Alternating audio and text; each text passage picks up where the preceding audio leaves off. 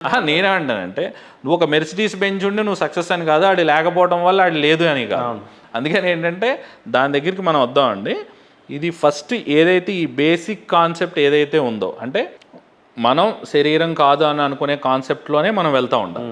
ఆ వెళ్ళే క్రమంలోనే మనం ఏంటంటే ఒక మనిషి మనకి ఎప్పుడైతే ఆ జీవం అనేది తీసుకుంటామో, మన వృద్ధి చెందాలని చెప్పి అనేది జిజ్ఞాస మనకు కలుగుతుందో, దాంతో ద్వారా మనం నిష్కార కర్మ చేయటం అనేది ఈ శరీరానికి మనకు అలవాటు చేయాలి. అంటే నువ్వు దీని కింద పుట్టావు, మీకు నేను ఇది చెప్తున్నాను ఏంటంటే, మీరు ఒక నాస్తికుడు, మీకు అసలు దేనితోనూ సంబంధం లేదు, నాకు పూజలు పునస్కారాలు నాకేం అవసరం లేదండి, ఒక చెట్టు ఎలా బతుకుతుందో నేను అలాగే బతుకుతానండి, నేను నా దగ్గర ఏముందో నా చుట్టుపక్కల ఉన్న వాళ్ళందరికీ కూడా అదే ఉండాలని అనుకుంటాను, నేను ఒక మనిషి ధర్మం చేస్తాను, ఒక మనిషి కష్టంలో ఉన్నా ఆదుకుంటాను, ఒక పక్షి కష్టంలో ఉన్నా అనుకుంటాను, నాకు ఈ సమస్త లోకాన్నే నాకు కనిపిస్తున్న ప్రతిదే నేను భగవంతుడు అని చెప్పి నన్ను అనుకొని నేను ప్రతిదాన్ని సమానంగా చూసి అన్నిటితోనే చూస్తాను. నేనేమంటానంటే మన సనాతన ధర్మం దాన్ని యాక్సెప్ట్ చేస్తుంది. నువ్వు నాకు పూజ చేయాల్సిన పని లేదు, నువ్వు నాకు ఏమీ చేయాల్సిన పని లేదు, నువ్వు ఎప్పుడైతే అన్నిటిని సమదృష్టితో చూస్తాం చేసుకున్నావో అదే నాకు పూజరా బాబు. పూజ అనేది ఏంటంటే నీ కృతజ్ఞతా భావాన్ని నువ్వు చెప్పుకునే విధానం ఏంటంటే, నీకు ఇన్ని చేసి పెడతానని ఇవన్నీ చేస్తున్నాను, నేను కేవలం ఒక దండం పెట్టాను ఇవన్నీ చేశానని చెప్పి నాకు జ్ఞానం ఇవ్వడానికి నువ్వు వెనకమ్మట పడుతున్నావా నువ్వు నాకు అని చెప్పి అనుకొని నేను పువ్వు పెట్టుకుంటాను, నేను దండ వేసుకుంటాను, ఒక దీపం పెట్టుకుంటాను. ఇవన్నీ కూడా మన వైదిక ధర్మంలో ఏంటంటే వేదం కొన్ని ఇది చెప్పిందండి. అది మనకి సపరేట్ కాన్సెప్ట్ అయితే అసలు బేసిక్ సినారియో ఏంటంటే ఇదే. అందుకని ఏంటంటే నీకు పూజా పునస్కారం అనేది కాదు, ఒక మనిషిని మనిషిలాగా బతకమని మాత్రమే చెప్తుందండి సనాతన ధర్మం. ఇంకా వేరేది ఏమీ చెప్పదు. నువ్వు బతకాలి, నీ పక్కన ఉన్నదంతా బతకాలి, నువ్వు దగ్గర ఉన్న చోటు బతకాలి. నువ్వు ఎప్పుడైతే ఈ కాన్సెప్ట్ నమ్ముకొని నువ్వు ముందుకు వెళ్తా ఉంటావో నీకు పూజతోను పునస్కారంతోను నీకు పని లేదు. జీవితంలో ఉన్న ప్రతివాడు సమానంగానే చూడడం అనే సమానత్వం వచ్చేస్తుంది. నా దేవుడు మాత్రమే అనేసరికి లేదు, అవసరం లేదండి. ఇప్పుడు నా ధర్మం గొప్పదే అని చెప్పి నువ్వు కూడా అనుకోక్కర్లేదు. అవును, మానవులంతా ఒకటి చెప్పాలనేది నిజంగా నమ్మాలా, లేకపోతే నన్ను మాత్రమే నమ్మనేది అంతే కదండి. ఇప్పుడు ఈ అన్నిటిలో మరి అలాంటప్పుడు నీ వేదం ఎందుకు గొప్పది, నీ ధర్మం ఎందుకు గొప్పది? ఫస్ట్ ఏంటంటే సనాతన ధర్మంలో చెప్పేది ఏంటి, నిష్కార కర్మ మనం చేసుకోవాలి. నీ వేదం ఎందుకు గొప్పది అని చెప్తానంటే, నీ వేదంలో ఏం చెప్తుందంటే ఇంద్రియాలతో మనం ఎలా పాడైపోతున్నాం అనేది వేదం కనుక్కుంది. అంటే ఋషులు కనుక్కున్నారు. నేనే ఇంద్రియాలు అని చెప్పి అనుకొని ఎవడైతే ఎలా నాశనం అయిపోతున్నాడు అనే విషయాన్ని వాళ్ళు గ్రహించారు. ఆ విషయాలు గ్రహించుకొని దాన్ని ఇంద్రియ నిగ్రహణం చేయటం కోసమే మన కాన్సెప్ట్స్ ఆఫ్ లివింగ్ ఏంటంటే మనకు ఆచార వ్యవహారాలు అనేవి పెట్టారండి. ఆ ఆచార వ్యవహారాలు అవన్నీ చేసుకోవడం వల్ల ఏమవుతుందని అంటే మనల్ని మనం నియంత్రించుకోవడం వస్తుంది. ఇప్పుడు మనకు ఒక మిలిటరీ ఆఫీసర్ ఉన్నాడు అని చెప్పినంటే అతనికి ముందు ప్రాక్టీస్ ఎందుకు చేపిస్తారు? నీకు ఓన్లీ ఉత్తేజం ఒకటే ఉంటే సరిపోదు. నేను డైరెక్ట్గా వెళ్ళిపోయి మంచు కొండలో కూర్చొని నేను మిషన్ గన్ ఇచ్చేస్తాను, నేను కాపాడేస్తానని అంటే కుదరదు. నీకు ఫస్ట్ ప్రాక్టీస్ చేయించాలి, నీకు దాని గురించి గొప్ప విషయాలన్నీ తెలుసుకోవాలి, నీకు దాంట్లో మెలకువలు తెలుసుకోవాలి, నీకు కష్టం వస్తే ఎలా ఎదిరించాలనేది తెలియాలి. ఇవన్నీ చేసుకుంటూ వెళ్ళిపోయిన తర్వాత నువ్వు ఏదైతే 3 ఏళ్ళు ప్రాక్టీస్ చేసావో నువ్వు 3 ఏళ్ళు మరి ప్రతిరోజు అదే ప్రాక్టీస్ చేయడానికి కుదరదు. నువ్వు ఈ 3 ఏళ్ళు ప్రాక్టీస్ చేసుకున్నదంతా అనువదించుకొని నువ్వు తర్వాత రోజుకు 1 గంటే ప్రాక్టీస్ చేసుకుంటావు. 1 గంట బాడీని హెల్దీగా పెట్టుకోవడానికి మినిమల్గా చేసుకుంటావు, కానీ 3 ఏళ్ళు మాత్రం చేసుకోవాలి. ఇది ఏదైతే శిక్షణ ఉంటుందో ఆ శిక్షణ అంతా దేనికి? నువ్వు అక్కడ మంచు కొండల్లో అయినా ఒంట్లో బుల్లెట్లు దిగినా ఎలాంటి స్థితిలో ఉన్నా కూడా నువ్వు నిలబడటం నేర్పిస్తుంది. సేమ్ మనకు ఆచార వ్యవహారాలు అన్నీ ఎలా ఉంటాయంటే నీకు నిలబడటం నేర్పిస్తుంది, నీకు అహం బ్రహ్మాస్మి అనే తత్వాన్ని నేర్పిస్తుంది, నీ బాడీలో వాతం పిత్తం కఫాన్ని మెయింటైన్ చేసుకునేది నేర్పిస్తుంది, నీ భార్య మాత్రమే నీకు భార్య అని చెప్పి నేర్పిస్తుంది, అన్నదమ్ములతో ఎలా వ్యవహరించాలని నేర్పిస్తుంది, నిష్కార కర్మ ఎలా చేయాలని నేర్పిస్తుంది, నన్ను నమ్మాల్సిన పని లేదు, నన్ను నాతో పాటే ఉండి పని లేదు, నా భజన మాత్రమే మాట్లాడితే రామ రామ కృష్ణ కృష్ణ అని చెప్పి నీ ఆనందం కోసం నువ్వు అనుకో, నువ్వు భగవంతుని పట్టుకోవడం కోసం అనుకో, నువ్వు ఇంద్రియాలతో పాడైపోతున్నావు కాబట్టి ఋషులు ఆ నామం పట్టుకోమని చెప్పారు. కానీ ఈ ప్రాసెస్ ఆఫ్ వేదం అనేది ఏంటంటే నువ్వు ఎలా బతకాలి, నిన్ను నువ్వు ఎలా కంట్రోల్ చేసుకోవాలనేదే నేర్పించింది. ఆ నేర్పించిన విధానాన్ని, ఆ వేదాన్ని మనం పట్టుకొని ముందుకు సాగుతూ ఉండాలండి. అలా పట్టుకునేదే మన హైందవ ధర్మం యొక్క ముఖ్య ఉద్దేశం. జై శ్రీరామ్ అని చెప్పాను మనం అంటున్నామని చెప్పానంటే రాముడిలా బతకడం నేర్చుకో ముందు. రాముడు నువ్వు మాట్లాడితే రాముడిని దేవుడు దేవుడు మనిషిలాగా వచ్చి మనిషి ఎలా బతకాలని చూపించాడు. నువ్వు దేవుణ్ణి మళ్ళీ నువ్వు దేవుణ్ణి చేయాల్సిన పని లేదు, నీకు అంత అవసరం లేదు. నువ్వు ఎలా బతకాలి అని చెప్పి సాక్షాత్తం విష్ణుమూర్తే మానవుడి కింద పుట్టి కేవలం మానవుడిలాగే బతికి నీకు ఎలా బతకాలని చూపించాడు. నువ్వు జై శ్రీరామ్ అని చెప్పాను అంటున్నావు అని చెప్పానంటే దానికి కట్టుబడి ఉండాల్సిందే నువ్వు ధర్మానికి. అలా కట్టుబడి ఉన్నప్పుడు మాత్రమే మన హైందవ ధర్మానికి ఉంటుందండి. ఈ ధర్మంలోనే మనకు ఫాల్స్ వస్తుంది. నా తాపత్రయం ఎప్పుడూ కూడా ఏంటంటే పూజారులు కావచ్చు, ధర్మం బోధించే వాళ్ళు కావచ్చు, నీకు ఇది చేస్తే ఇది ఫలితం కలుగుద్ది అని అంటారు. అంటే భగవంతుడు నీకు ఫలితం ఇవ్వడానికి మాత్రమే ఉన్నాడు. నీకు ఫలితాలు ఉంటాయి, నువ్వు చేసుకున్న దానికి ఉంటుంది, ఇవన్నీ నీ కర్మ సిద్ధాంతం ప్రకారం వాటి ప్రకారం నీకు అన్నీ ఉంటాయి. ఎట్ ద సేమ్ టైం ఏంటంటే ఫలితాల కోసం మాత్రమే భగవంతుడు కాదు, నీకు కష్టం నష్టం ఒకేలా కనిపించడమే సనాతన ధర్మం. అంతే కదా. నీకు సుఖం దుఃఖం ఒకేలా అనిపించడమే సనాతన ధర్మం. ఈ అన్ని కాన్సెప్ట్ని అంటే మెయిన్ ఏదైతే అంటే మెయిన్ హార్ట్ దాన్ని వదిలేసి ఆ కోర్ ఆఫ్ హార్ట్ని వదిలేసి నువ్వు జై శ్రీరామ్ అంటాం ముఖ్యం. ఇప్పుడు మీరు సూపర్గా ఒక వర్డ్ ఏమంటున్నారో తెలుసా? కష్టాన్నైనా ఒకేలాగా చూడాలి, సుఖాన్నైనా ఒకేలాగా చూడాలి. సుఖాలని ఒకటే, నీకు కష్టం సుఖాలని భయపడిపోవడం సంతోషపడిపోవడం అని అంతే కదా. ఇప్పుడు నువ్వు కోరికలు ధర్మంలో ఎక్కడో లోపం జరిగిందే ఉంటుంది కదా. ఇప్పుడు నీకు ఆ వారాహి మాత దగ్గరికి వెళ్తే నీకు మంచి జరుగుద్ది, వెళ్ళేని నాకు జరగలేదు, నీ ధర్మం మారిపోతాడు.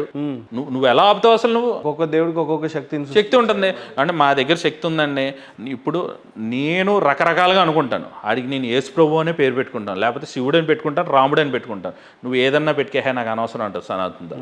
నువ్వు ధర్మం పాటించినావా లేదా మాత్రమే అడుగుతుందండి. అందుకని ఏంటంటే కోర్ ఆఫ్ సనాతన ధర్మం అంటేనే దాంట్లో పేరుంది ధర్మం. ఆ ధర్మాన్ని నువ్వు పాటిస్తున్నావా లేదా, నీ దగ్గర మానవ ధర్మం ఉందా లేదా మాత్రమే చూస్తుంది అది. ఆ మానవ ధర్మానికి నువ్వు ఈ కెమెరానే దేవుడు అనుకో, దానికి నష్టమేమీ లేదు. నువ్వు పెన్నం దేవుడు అనుకో, నష్టం లేదు. అది అన్నం పెడుతుంది అన్ని ఇంకా నమ్ము నువ్వు అంతే. నువ్వు క్రికెట్ అన్నం పెట్టింది ఇందాక మీరు అన్నట్టు ఏదన్నా తీసుకొచ్చి అంతే. తప్పేముంది దీంట్లో ఏంటంటే కొంతమంది ఈ రూల్స్ అండ్ రెగ్యులేషన్స్ అన్ని ఎందుకండి అని చెప్పి సోది మాట్లాడతారు.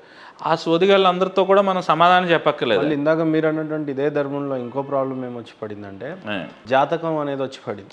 అంతేనండి. ఇప్పుడు మీ జాతకం అనే అతను రేపటి గురించి చెప్పగలిగే శక్తి నిజంగానే జాతకాలకు ఉన్నాయంటారా?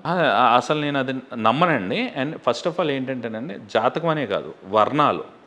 అంటే ఇప్పుడు నీకు పని అప్ చెప్పారు, ఒరే నాన్న నువ్వు వేదం చెప్పరా అని, నీ కుటుంబంలో ఉన్న వాళ్ళందరికీ వేదం నేర్పావు, అందుకని నీ కుటుంబంలో అందరికీ ఒక కులాన్ని అంతరించుకున్నావు నువ్వు. తర్వాత ఏమైంది, నా కులం వాడు మాత్రమే వేదం నేర్చుకోవాలన్నావు, అయిపోయింది కదా అక్కడితో. నువ్వు ఇంకేం ధర్మం నేర్చుకు వచ్చినట్టు నువ్వు. అంతే. నేను అనేది ఏంటంటే అలా కుల వివక్ష ఎందుకు వస్తుంది? ఇప్పటికీ మన హిందువుల్లో చాలామందిలో అండి బాగా తక్కువ జాతి వాళ్ళు వస్తే పొరపాటున ఆడి ఇంట్లోకి వస్తే ఇల్లంతా నీళ్లు చల్లి అన్నీ చేసుకునే వాళ్ళు ఎంతమంది ఉన్నాయి. మరి నీకు భగవంతుడు నిన్ను ఎలా హర్షింతాడు? ఒక పెద్ద ఆయన నన్ను ఏమంటాడంటే, మీరు భలే ఆయన మీ గురించి భలే మాట్లాడుకున్నామండి మొన్న, ఆయన ఏంట్రా బాబు ఎవరిని పడితే అన్ని కారెక్కిం చేసుకుంటారు, అన్నీ చేస్తారు, మళ్ళీ ఆయన పొద్దున సాయం దాకా దైవ కార్యక్రమాలే చేస్తూ ఉంటాడు. నేనంటాను, నువ్వు మనిషిలా చూడనప్పుడు నువ్వు ఎన్ని దైవ కార్యక్రమాలు చేసే ప్రయోజనం ఏంట్రా బాబు నీకు? నువ్వు ఎన్నిసార్లు గిరి ప్రదక్షిణ చేస్తే నీకు సమానం నీకేంటి అసలు? నీకేమొచ్చింది? శివుడు అనేవాడు ఏం చెప్తాడు? ఆయన చూసే తత్వం ఎట్లా ఉంటుంది? అలా ఎంత డౌన్ టు ఎర్త్ ఉంటాడు. అహం వదిలేసేయాలి నువ్వు. ఫస్ట్ ఆఫ్ ఆల్ దాసత్వం చేయాలి. ఇప్పుడు నేను నీకు దాసుడిగా ఉంటున్నాను అన్నాను అనుకోండి, అంటే దాని అర్థం ఏంటంటే దాసుడిగా ఉంటున్నానంటే బాంచొద్దరా అనమని కాదు. దాసత్వం అంటే అహంకారాన్ని వదిలేసుకుంటాం. దాసత్వం ఎవడు చేస్తాడు? అహంకారం వదిలేసినోడు మాత్రమే చేయగలడు. అంతే కదా, అహంకారం వదిలేసినోడు మాత్రమే దాసత్వం చేయగలడు. అలాగే నేను ప్రతి మనిషి దగ్గర నేను దాసుడిగా ఉంటాను అనుకున్నాను కానీ నీకు నొప్పి ఏంటి అంటున్నాను. నీకు అహంకారం ఏంటి? అహంకారాన్ని శివుడు ఎందుకు హర్షిస్తాడు? అంతమంది భక్తుల్ని ఇబ్బంది పెట్టి నువ్వు ఒక్కడవే నుంచొని దండం పెట్టేసుకొని స్పెషల్ దర్శనంలో దండం పెట్టుకుంటూ ఉంటావు. శివుడు ఎలా హర్షింతాడు? అలా ఎట్టి పరిస్థితుల్లో హర్షింతాడు? అది నీకు అనుగ్రహింతాడు? అసలే బుద్ధి ఉందా నీకు అసలు? నువ్వే కదా సనాతన ధర్మాన్ని తీసుకెళ్ళి స్పెషల్ టికెట్ అనుకొని లోపలికి పెట్టుకొని అన్నీ పాడు చేసుకుంటున్నావు. మరి అప్పుడు అవతలాడు వేరే మతం మార్కండి ఏం చేస్తాడండి? అంటే అంతే కదా. నువ్వు ఫస్ట్ ఆఫ్ ఆల్ ఏంటంటే నీ ధర్మంలో గివ్ అండ్ టేక్లు చెప్తున్నావు. ఇక్కడ నువ్వు నీకు పలానా దోషం ఉందండి, ఆ దోషం తీరాలి, నీకు గ్రహాలన్నీ సెట్ అయిపోవాలని చెప్పి అనుకుంటే నువ్వు ఇన్ని గ్రహాల్లో ఇవన్నీ చేసుకోవాలి. ఇవన్నీ కాదు. నువ్వేంటంటే నేను చాక్లెట్లు తింటానండి, నేను అన్నీ తినేస్తానండి, నా పళ్ళు పుచ్చిపోకూడదండి. నేను ఫస్ట్ చెప్పేది ఏంటంటే నువ్వు ముందు చాక్లెట్లు తింటాం మాను, నేను ట్రీట్మెంట్ చేస్తా. నువ్వు ముందు తింటాం మాను. నువ్వు తింటా ఉండి నేను ట్రీట్మెంట్ చేస్తూ ఉంటే ఇది సాగుతూనే ఉంటుంది. కుదరదు ఇది వ్యవహారం. అందుకని ఏంటంటే నీ సిగరెట్లు తాగుతానండి, మందు వేస్తానండి, నా లివర్ పాడవకూడదండి అంటే కుదరదు. డాక్టర్ ఏం చెప్తాడు? నీకు మందు పని చేయాలంటే ముందు అది మానే. నువ్వు పంతులుగా జన్మెత్తినప్పుడు నువ్వు వేదం నేర్చుకున్నప్పుడు నువ్వు ముందు చెప్పాల్సినోడివి ఏంటంటే మీకు ఈ కష్టం ఎందుకు వచ్చిందండి, మీ బుద్ధి ఎలా ఉంటుందండి అని మాట్లాడాలి ఓ సైకాలజిస్ట్ లాగా. ఋషి అనేవాడు ఏంటి, ఓ సైకాట్రిస్టు. ఆడు సైకాట్రిస్ట్ కాబట్టి ఆడు భగవంతుడికి భక్తుడికి అనుసంధానంగా భక్తి అనేది వేదం అనేది కనిపెట్టాడు. ఆ వేదాన్ని నేర్చుకున్న నువ్వు పెద్ద డాక్టర్ అందరికంట. అలాంటి పెద్ద డాక్టర్ నువ్వు ఎలా ఉండాలి, అందరినీ సమానంగా చూడాలి. నేను నా కులవాడిని ఒకలా చూస్తానండి, వేరే కులవాడిని ఒకలా చూస్తానంటే డాక్టర్కి మనుగడ ఉంటుందా? అంతే కదండి. అలాంటి డాక్టర్ వృత్తి లాంటి వృత్తిలో ఉన్న నువ్వు వేదాన్ని ఎలా చూడాలి, సమానంగా చూడాలి, సమాంతరంగా చూడాలి. ఆ సమానత్వం నీకు ఎప్పుడైతే కలిగిందో అంటే మీకు ఈ బుద్ధి ఉంది కదండి, మీకు రాకుండా వేరేవాడికి వచ్చిందని అహంకారం ఉంది కదండి, అది తగ్గించుకోవాలండి. మీకు 200 కోట్లు ఆస్తి ఉంచుకొని మీరు ఇంకో 300 కోట్ల కోసం హోమం చేస్తున్నారు కదండి, అది ఫలించదండి అని చెప్పి నువ్వు మొహం మీద చెప్పాలి. నువ్వు అది చెప్పగలిగితే రాజుగారండి మీకు 200 కాదండి, మీకు 500 కోట్లు కలిసి రావాలండి, మీకు ఇంకా ఇలాగే దిగ్విజయంగా చేయాలండి అని చెప్పినానని అన్ని సంఖ్యను అగించేస్తున్నావు నువ్వు. అంతే. నువ్వు ధర్మంలో ఏం చెప్తున్నావు నువ్వు? ఇదే నువ్వు చెప్పి వచ్చేది అది కాదు కదా. నువ్వు అది ఎప్పుడైతే చెప్పావో ఆడికి ఎప్పుడైతే ఆ కోరిక తీరలేదో నా దగ్గర ఏమీ లేదు, ఈ దేవుడి దగ్గర నాకు తీరుతుందని చెప్తే నా దేవుడి దగ్గర మారుతున్నాడు. సూపర్. సనాతన ధర్మంలో ఆ దేవుడిలో కూడా నాకు ఈశ్వరుడే కనిపిస్తాడు. ఇది భృగి మహర్షి అనుకుంటా, ఆయన పరమశివుడి దగ్గరికి అన్నప్పుడు నాకు అందరిలోనూ నాకు మిమ్మల్ని పూజిస్తున్నప్పుడు నాకు పార్వతీదేవికి ఎందుకు దండం పెట్టాలి, విష్ణుమూర్తికి ఎందుకు దండం పెట్టాలండి, మీరే నాకు ఎక్కువ, మొత్తం అంతా మీరే అన్నప్పుడు వాళ్ళందరినీ ఎందుకు పూజించాలనే కానీ అంటే నీకు భ్రమకి భక్తికి ఒక సన్న పొర తేడా ఉంటుందని చెప్తాడు శివుడు. అంటే ఏంటంటే నువ్వు భ్రమలో ఉంటావు, నీకు భక్తి ఉందనుకో, నీకు భ్రమ ఏం చేస్తూ ఉంటుందంటే నీకు నిజంగానే భక్తి ప్రేమ ఉందనుకో నీకు ఎలా కనిపిస్తుంది అంటే అహం బ్రహ్మాస్మి, నువ్వు విష్ణుమూర్తిని చూసినా నీకు శివుడిలాగే కనిపిస్తావు. అవును, అంతే కదా. అంటే నీకు అన్నిటిలోనూ శివుడు కనిపించాడని అంటే నీకు భక్తి ఉన్నట్టు. నువ్వు భ్రమలో ఉంటావు కాబట్టి నేను వేరువేరుగా కనిపిస్తూ ఉంటాయి, వేరువేరుగా కనిపిస్తాను. నిజంగా ఒక రమణ మహర్షికో ఒక వివేకానందుడి దగ్గరికో తీసుకెళ్ళి అంటే ఈడు క్రిస్టియన్ అండి, ఈడు ముస్లిం అండి అంటే ఆడు మనిషి అంటాడు ఫస్ట్. అంతే, ఇంక వేరే ఏం మాట్లాడ్డావు. మీరు అదే బాగా హార్డ్ కోర్ హిందూ దగ్గరికి వెళ్ళాడు అనుకోండి, వాళ్ళని మన దగ్గర తీసుకోకూడదు అని అంటాం. అని నేనేంటంటే ఆ వివక్ష ఎందుకు? నువ్వు ఒక ఇన్సిడెంట్ జరిగింది, ఇన్సిడెంట్ నుంచి నువ్వే నేర్చుకుంటావు. ఒక అమ్మాయి రేపుకు గురైందండి, నేను క్యాండిల్ పట్టుకోను రోడ్ల మీద తిరిగేయడం వల్ల, డాక్టర్ రోడ్ల మీద తిరిగేయడం వల్ల నాకేమొస్తుందండి? ఏమీ రాదు. ఆ ఇన్సిడెంట్ చూసి నేను ఎలా మారాను అనేది మాత్రమే నాకు అవసరం. నేను ఎలా మారాను, అలా అందరు ఎలా మారారు అంతే. మా హాస్పిటల్ అమ్మాయిలు నేను కేర్ తీసుకోవాలనే విషయం నాకు అర్థమైపోయింది. అప్పుడు సొంతంగా ఆటో పెట్టుకొని వాళ్ళకి సొంతంగా డబ్బులు ఇచ్చి ఇప్పుడు ఇళ్ళకి ఆటోలో దింపించి పంపిస్తున్నాను. మరి నేను పంపించే 2 అమ్మాయిలు క్రిస్టియన్సే, మరి వాళ్ళు క్రిస్టియన్సే. ఈరోజు మరి నా దగ్గర ఆఫీస్లో స్టాఫ్ పనిచేసే వాళ్ళందరూ వాళ్ళు క్రిస్టియన్స్ అయినా మన శ్రీశైలం వచ్చారు, శుభ్రంగా శివుని తడిమేశారు, చక్కగా నీళ్ళు పోసుకున్నారు, అన్నీ దండం పెట్టుకున్నారు, అన్నీ చేస్తున్నారు. లేదు వాళ్ళు కనిపిస్తున్నారు. వాళ్ళు నేను అన్నాను, అమ్మ ఫోన్లో ఏముందమ్మా, నువ్వు శివుని దండం పెట్టుకున్నావు, నువ్వు యేసు ప్రభు అనుకో, ఏదన్నా అనుకో, నేను యేసు ప్రభుని చూస్తేనే ఓం నమస్తమే అనుకుంటాను. నాకేంటంటే నాకు భగవంతుడు అనేది రూపాన్ని పక్కన పెట్టేయాలి, ధర్మాన్ని మాత్రమే మనం చూడాలి. ధర్మం చూస్తున్నప్పుడు మాత్రం భగవంతుడితో విభేదాలు లేవండి.